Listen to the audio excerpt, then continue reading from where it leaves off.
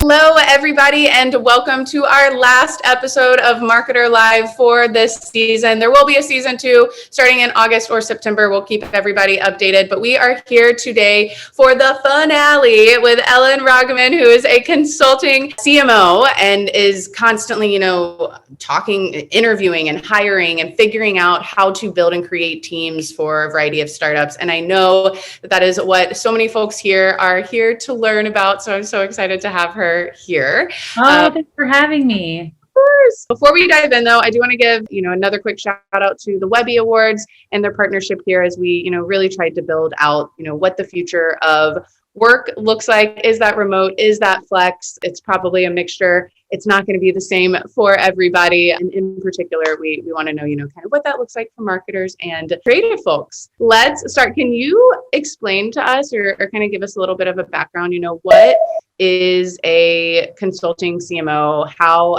did you, kind of find yourself into this niche? Well, that's a good question. I've spent most of my career working in, brand and marketing roles for businesses in the health and wellness, food and beverage spaces. And my last in-house role was with Blink Fitness in the Equinox Fitness portfolio. And I was there for 4.5 years. And in the last year that I was there, we were doing a big customer segmentation innovation project. And when we got that over the line, I sort of looked at the day-to-day and was like, I'm kind of ready to shake it up. So I spent 5 months working with Blink to find my replacement. So I was interviewing CMOs and then decided to strike out on my own. And I think I was ready to kind of I think your career, oftentimes you can kind of narrow in, and there are moments where you want to widen the aperture. And I was really wanting to shake it up and to expose myself to new things. And I had client prospects coming to me. And so it was kind of scary, but I was like, I'm going to give this a go and see what that's like. And I realized it really tapped into something that I'm uniquely good at.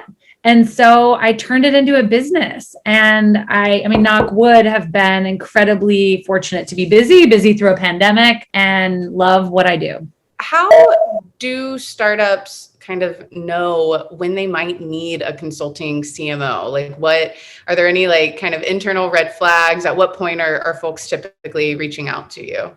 I mean, I think that there are different ways that businesses need what I do. And I think with startups, I think it's often that there's this foundational work that needs to be done. There needs to be, brand strategy development, initial creative development, building out the marketing capability and getting sort of what is the org structure? What's the right agency or freelance roster look like? And while a permanent CMO might not be the end goal, having that senior level thinking, often in a fractional capacity, is really valuable and is seen as valuable to high growth startup businesses. I think there are other businesses that are just going through changes. So whether it's a mat leave or whether it's, a transition in the position, I think I am a consultant that operates like I'm in-house. I have an owner-operator mentality. So jumping in, figuring out who the players are and figuring out how to get things done and quickly is something so I guess it's a selling point. And so I'm often brought in when there are these moments where businesses have a window of time that they need support and they want to actually spend more time thinking about what they need long-term. And so I'm able to come in and pinch hit. And those are probably more mature businesses. And then sometimes, quite honestly, I'm hired by CMOs to lead projects or collaborate back channel because either I have a subject matter expertise or they don't have the bandwidth and they need that kind of help. So I come in a lot of different capacities, and that's why I get to touch small startups and big established businesses, and every project and brand looks different. Therefore, the hiring needs are different. Right. Well, okay. Well, now I want to talk about those hiring needs because you do that work for, of course, all these different sizes of brands. But I mean, How do you think about hiring marketing teams? And that's a lob of a question. So, maybe we can break it out based on company size or even kind of the projects they're trying to tackle. How do you begin to get your hands around that world and figure out a plan? I think the first question I ask, or the first thing I evaluate, is how long a certain skill set can take the business. Because it's easy, especially with smaller businesses, try to find a rock star generalist. And I've made the mistake where I have hired too many generalists and we didn't have depth of expertise in-house that we needed.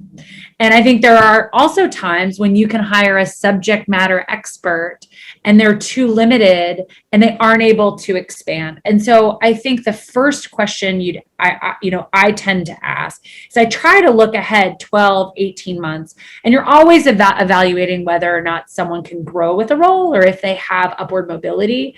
But also, sometimes a rock star generalist is your biggest secret weapon.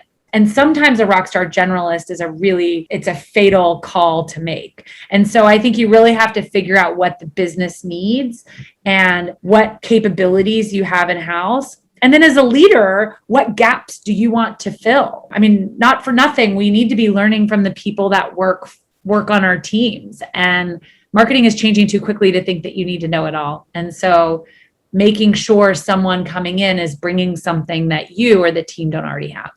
Right. Well, how do you think through, if those hires should be a full-time person, a freelancer, an agency? Do you have a model for that? Well, my business is called Ro+Co, and Ro stands for Roggemann, Co stands for collective. And so I think it is my responsibility as a partner to brands to come with a well-vetted collective of go-to resources. And I think, especially in the startup world, it's much more comfortable to not take on the risk of bringing on a consultant or a freelancer in a role to either prove out that you need that role full-time or to augment the skills that exist in the team already. And it's my job to make sure that I have those at the ready and that hiring those roles or doing a search for those agencies isn't something that I'm billing back to clients at an exhaustive number of hours. And so I think that consultants in particular, because the gig landscape out there is incredibly impressive. Like, this isn't a fleet of out of work people. This is a fleet of highly talented people that are really inspired to work across a lot of different businesses. And I think that in many ways, it can help you choose the rockstar generalist if you can outsource that subject matter expertise in a consulting capacity. Yeah. Now, how do you find them, interview them, make sure that they are that rock star? Do you have any particular questions that you're using? I should have told you this before the interview, but I'm always saying to myself, I should read a book about interviewing because I'm sure I could be doing a better job. I think that it's getting a sense of the hard skills and making sure, and I think that this is probably not coming as a surprise to anybody who is tuning in, that you want to make sure there are measurable results. I think the biggest red flag to me is when I look at a resume and it reads like a job description. So I really want to make sure that I'm clear about when somebody makes their mark. Bonus points if they call out mistakes they've made and how they course corrected, because I think that's gutsy and demonstrates grit and a certain level of humility and willingness to learn. I also try to get a sense of who they are as people and as colleagues. Sometimes I have fun with if your boss were to say 3 words to describe you, if your best friend were to give me 3 words to describe you, if your direct report were to give me 3 words to describe you, it kind of it's interesting if you write those at the top of a resume and then you sit there with a handful of resumes. I think it's pretty interesting. And I think distilling who you are and how you show up into just a few attributes is hard to do and telling. And then I think it is critical in a marketing or brand role to give a about the brand. And so really demonstrating a true passion for the brand or for the category. I'm consulting for a wellness company right now. And I was interviewing someone who, it's a brand new startup. I wouldn't expect him to know the brand, but I'm on the call and it's for a highly like analytical role. And he starts talking to me about how he records his sleep in an Excel spreadsheet. And I'm like, I love this. Like, let's talk about that. And like that conversation became a springboard for unlocking a passion that he had for the category that really sold me on his ability to not only have strong analytical capabilities, but also a true passion for the business and brand. Yeah, I love that. For those smaller brands that you're working with, what are the first hires that they're typically making? Is it that rock star generalist? Are they hiring consulting CMOs? And like what are those roles? And then what would you recommend some of those first marketing hires be? I mean, I think that it depends on the space. I'm spending a lot of time right now in the D2C e-commerce space. It's where a lot of startups are right now. And I think one of the most important first hires is that growth e-com role. And it depends on if there's like a strong product team. I would then maybe just look for a rock star digital marketer, but that mid-level director of e-commerce and digital marketing or some suite of those capabilities, I think is probably what I would say is the first hire. Now, I know that space and I can lead that space and I don't have to be dangerous, but I also can do the brand work myself. So it's an example of I'm in the role and how am I offsetting where I can actually lean deeper and more into the trenches. So I'm covering my trenches gap, if you will, by making that a first key hire. Right. And then I think you've got to figure out social. I mean, that's so important. Well, somebody who just understands how to talk to the consumer.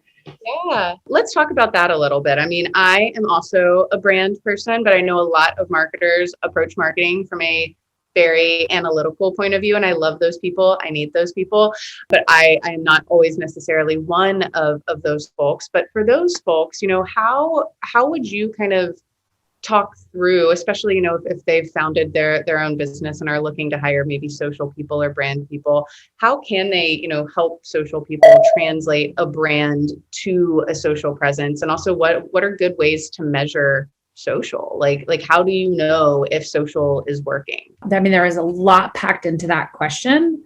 I think that it depends on what your agency resources are, but I think you have to have, and especially in the startup space, just like an innate curiosity for how you find great content and how you get creative about creating it. I think you have to have a pretty good sense of the voice, and you just have to care about like creating dialogue and really doing that, not in a templated bot-like way, but have that suite of understanding. And I think there's so many people in that generation set that live like that.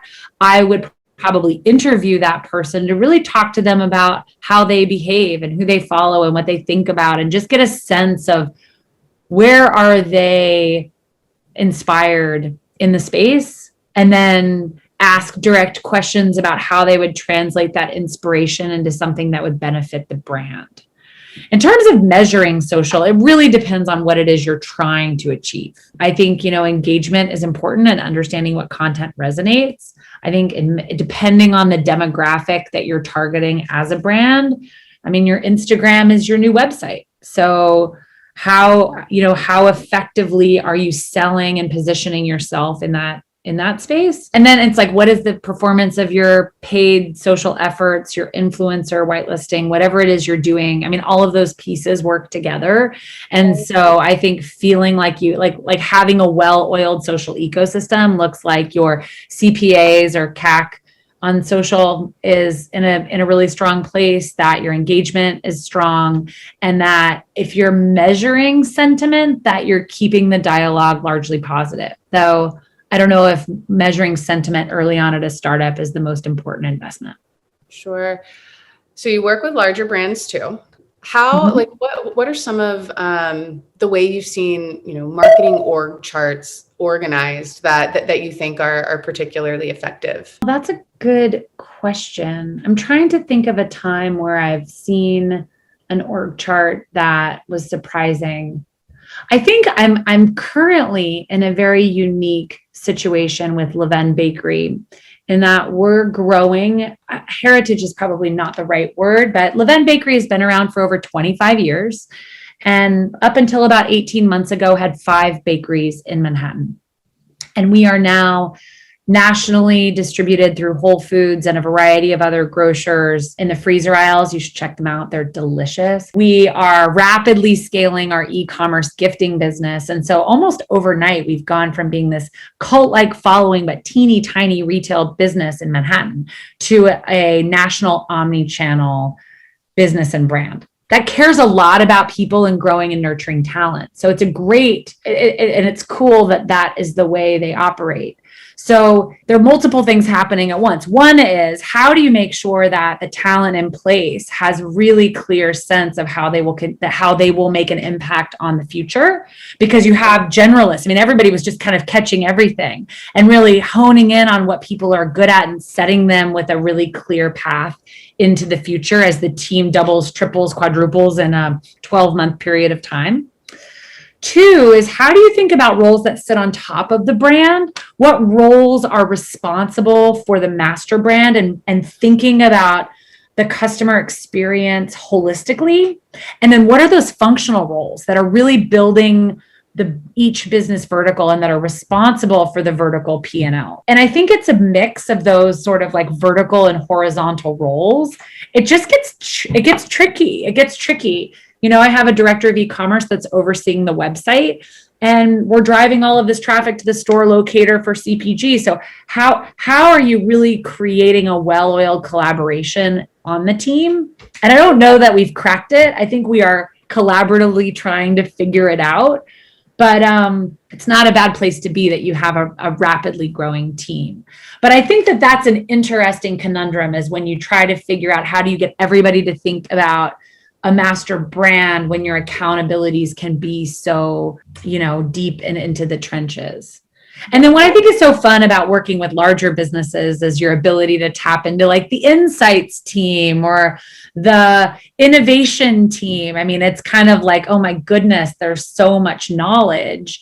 And I think that's really fun, but it's also so evident that silos are built very quickly. And so if anybody listening is in a rapidly scaling business, I just challenge you to figure out as you grow, how do you keep everybody talking to each other, either digitally or in real life, that avoids that siloed approach to business? Because I think that that's when brands break down and customers can sniff it out.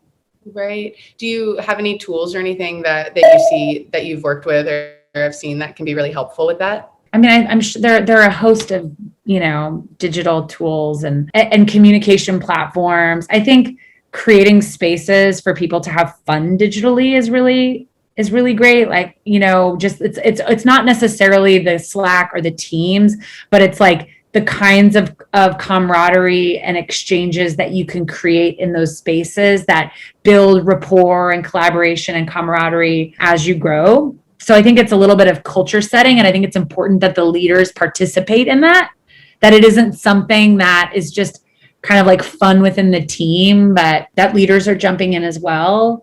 And then I think I'm a big believer that any recurring meeting has to have a reboot every 3 might be too much, every 6 months. So if you have a recurring team meeting, I would challenge you, whether it's a whole department meeting, whether it's a sub meeting, I would challenge you to rip it up and rebuild it every 6 months. So the times that you are coming together continue to be really engaging and meaningful and a good use of everyone's time, because I think nothing breaks down and forces silos than wasting time in meetings that have just become redundant and boring and unproductive. Yeah. And they do that. And it doesn't mean you're a bad leader if that happens. It doesn't mean you're bad at running a meeting. That just happens with recurring meetings. Tear them up, rebuild them every 6 months at least. Well, so that leads itself a little bit into another question, which we talk about a lot on the series, which is burnout. And as leaders, how you can recognize burnout in members of your team, especially in a remote environment. Do you have any thoughts there? I think spotting burnout can be challenging. I think you have to check in with people. I think you have to create space in your ongoing exchanges to just riff and chat and talk about life, because that happens in passing in the office environment. And I think it makes people comfortable, especially with new hires. I mean, right now, so many of us are faced with working with the teams that we've been through this slog together. But as I bring on new people, it's incredible how isolating onboarding, remotely can be. You can't like just pop your head up and say, hey, how do I process an invoice? It's like everything is this like rigid, kind of complicated thing to do or to learn, requires setting up a meeting. And so I think creating a space to check in with people and then find out in that way. I mean, one of the things I observed with my team in my like rip it up and rebuild it is we were spending like half of our team meeting just kind of recapping the weekend. And so I just changed it. And we changed it to a 30-minute Monday check-in, where we just like checked in and then we set the agenda for Tuesday in that meeting. It's like, we have a team meeting tomorrow. What's hot on your list? What do we need to talk about? Let's spend 25 minutes of this check-in, just like hearing about each other's weekends and talking about the mayor of Easttown. And then let's spend 5 minutes saying, okay, guys, what are you thinking? What do we need to cover tomorrow? Let's set the agenda. And then in that conversation, it's like, hey, customer engagement team, if we're talking about creative in the team meeting tomorrow, you don't have to come. And like making sure again that the time that we're spending is productive, but finding those moments to connect with people and not in like contrived culture events that sometimes don't work. I think as leaders, we also have to make sure that like Zoom culture events are actually fun. I love that idea. You were the very first person I have heard suggest something like that, because like on its face, it sounds like it's like two separate meetings, right? And there's this whole like, don't add extra meetings, but really what it is a like getting to know everybody, conversational meeting, that building of camaraderie that then helps set an agenda that everyone feels like they got to participate in and own for the next day. Mm-hmm. And it means we get the whole meeting the next day to be productive.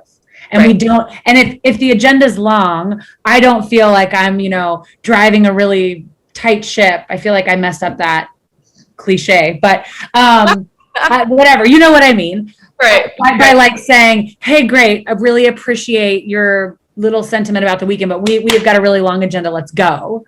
No, we want to chat. And so, but eventually that's going to not work. I mean, I think what's going to happen next is this two things. One is, what's the right hybrid model and how do you build that?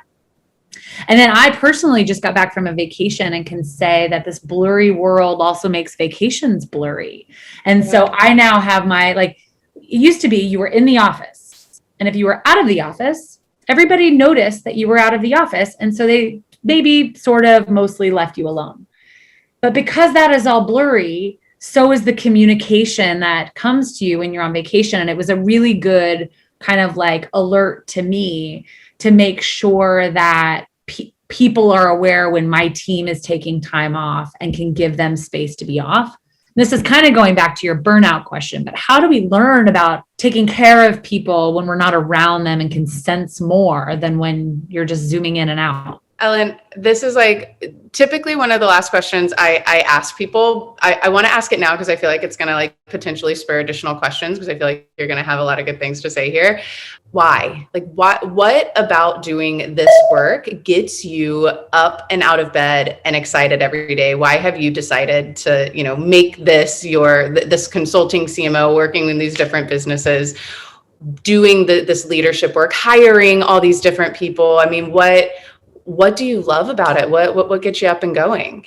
I mean, let's see. I could probably break it down into three things. One is I never get bored and I'm in a constant state of learning. So if I go back to the example with Blink Fitness, where we had this sort of new, exciting, big driving initiative, and then it was over and I was like, oh, we're kind of like going back into the grind, and the grind can be fun, but I think that I get to always jump in and everything feels sort of fresh and new and different. I think as a marketer, and I always say this to people when I hire them, like you only have fresh eyes for a limited time. So like really try to remember how you saw things when you were transitioning from being sort of like a consumer looking at a brand, then from being inside looking at the brand we're working on.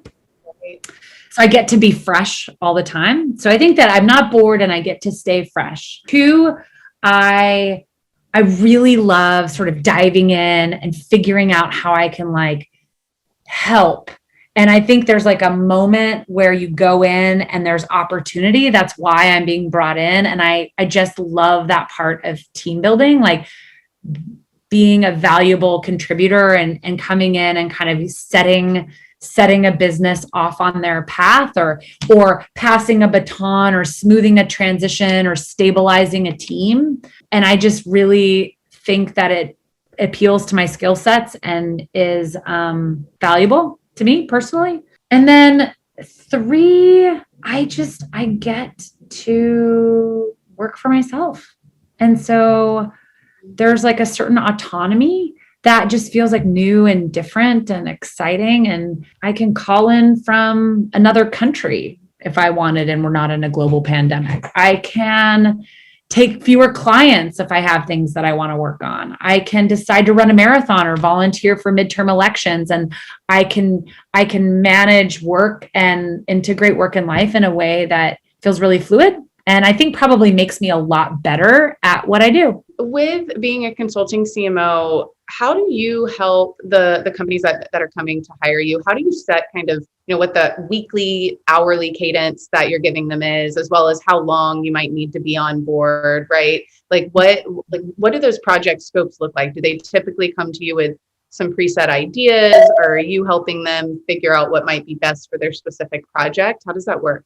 It really depends. It really depends. Sometimes it could look, it's very different all of the time. I think that with startups, I would never go more than, I think it's unadvisable to go too far over 50%, because I think a lot of the things that need to get done are in the trenches. And when you're consulting, you're paying a premium for kind of leadership perspective. And it's not that I'm not a roll up your sleeves leader. That's not at all what it is. But I think if you're being an honest partner to businesses, you say, we can get this done in a much more economical way. And this is how we're going to do it. And oh, by the way, we're going to save all this time because I have this person and we're just going to bring them in and have them run with this thing. So I think that makes sense. But the way I structure my time is I usually book an allocation of hours with a client. Like we'll forecast what they think they need, and then we'll burn them down and check in on it. I think the business has changed. So I'm not a fan of really rigid contracts because it just makes everybody feel uncomfortable. So I've come up with a formula that I think enables businesses to pivot and me to pivot with them. And I think it's important for contracts to last long enough for there to be an impact. I think it can be destabilizing to a business if it's too short. But then there's a point where it's like time to go. And as sad as that might be sometimes, because I care about people, it's like Mary Poppins. You just have to like get everything shipshape and then fly away. Not that I'm Mary Poppins. I don't know where that came from. I love that. I should stop. I should stop talking. Ask me another question. Well, Ellen, I mean, that's all I really have. I mean, my last question is, where can people find you? Where are you, are you writing in certain places? Where can people find you if they want to hire you, like solicit consulting help? Yeah. Well, my website is Ro+Co.com, RO&CO.com. I'm on LinkedIn. I'm a friendly person. You can just reach out and say hello. But yeah, I should probably be doing more writing. I've been so busy with work, which is awesome. I mean, I'm very fortunate that I haven't. But if you have any ideas of where I should write, you can write to me and give me those. Oh, I did not. Awesome. So hello, Ro+Co for everyone out there. Ella, thank you so much for joining us today. I mean, you've provided such a fantastic perspective. I mean, I think you're the only, person we've spoken to this entire season who is both leading organizations, but also working kind of as that consultant themselves, versus a lot of the CMOs we've spoken to are often hiring those consultants and freelancers. And so it's really cool to see both sides of it. Oh, great. Well, I'm happy to talk to you. And I hope I offered some helpful perspective. I'm a big fan. If you make people happy, they're going to do better work. They're going to be passionate about your brand. So I think talking people is really important. Amazing. Well, thanks so much, Ellen. Appreciate it. All right. See you soon. Thanks. Bye, y'all. Bye.